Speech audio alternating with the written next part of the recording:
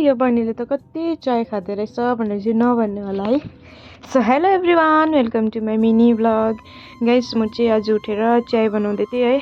आज चाहिँ मैले आफै बनाएको, बहिनी अलिक ढिलो भयो नि त, अन्त आज चाहिँ मै बनाउनु पर्यो भनेर चाहिँ मैले आफै चाय बनाएँ। अन्त चायसँगै चाहिँ आज मेरो फेभरेट बिस्किट छैन है, यो बन छ हो। आज चाहिँ म यो बन खानु पर्यो भनेर चाहिँ बन खाँदै थिएँ हो। अनि म चाहिँ ड्युटी जानको लागि रेडी भइसकेँ। आज चाहिँ मेरो न्यू सर्ट थियो रेड कलरको।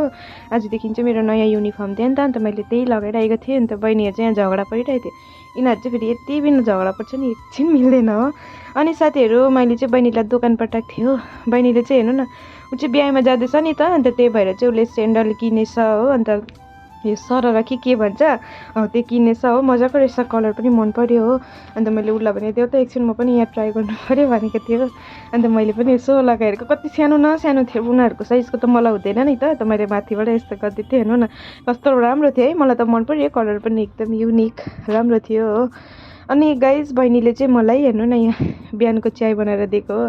हामी चाहिँ रेस्टुरेन्ट गएपछि पनि चाय खान्छौँ नि त, एकपल्ट 1-2 बज्छ रेस्टुरेन्टमा जाँदा चाहिँ चिया खाँदा 1-2 बज्छ दिउँसो हो। अन्त चिया खाइसकेर चाहिँ फेरि यता चियासँग चाहिँ फेरि मलाई यो कुरकुरे दियो हो बहिनीले। यसको नाम चाहिँ रहेछ भुत कुरकुरे हो। यो चाहिँ नयाँ निस्केको रहेछ। अन्त मलाई खानु न दिदी मिठो हुन्छ भने मैले एउटा टोकेको मात्रै त्यो यस्तो पिरो भयो नि। अन्त मैले पुरा हार्दैछ भन्दै थियो नानीहरू जस्तो।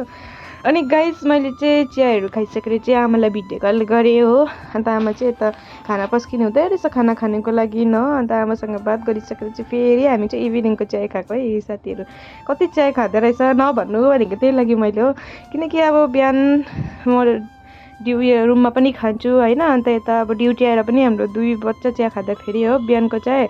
अन्त अब इभिनिङमा नि एकपल्ट त खानु पऱ्यो। तर म चाहिँ इभिनिङमा चाहिँ सधैँ खाँदिनँ, कोही कोही बेला खान्छु हो। अन्त त्यही अहिले चाहिँ म इभिनिङको चाय खाँदैछु, चाय र बिस्किट हो। अन्त हेर्नु न यहाँ कस्टमर थिएन हो, बहिनीहरू चाहिँ नानीसँग भुलेर यहाँ नाचिरहेको थियो। कोही कुन स्टेपले, कोही कुन चाहिँ स्टेपले। अब यो चाहिँ उसको चाहिँ कुन चाहिँ स्टेप भन्नु होला म डान्सको। हेर्नु न यहाँ दामी नाच्छ, जे होस् दामी नाच्छ। अनि गाइस ड्युटी सकेर चाहिँ म चाहिँ रुममा आएर अब सुतेको। बहिनी चाहिँ यहाँ प्याकिङ गर्दै थियो अब घर जानुको लागि। उसको चाहिँ मामाको बिहा थियो नि त, अन्त ऊ चाहिँ अब 2 दिनको लागि छुट्टी जाँदैछ, त्यही भएर चाहिँ उसले लुगाहरू प्याक गर्दै थियो। हुन्छ साथीहरू, आजलाई यति नै, bye bye, thank you for watching. Next भ्लगमा भेटौँ।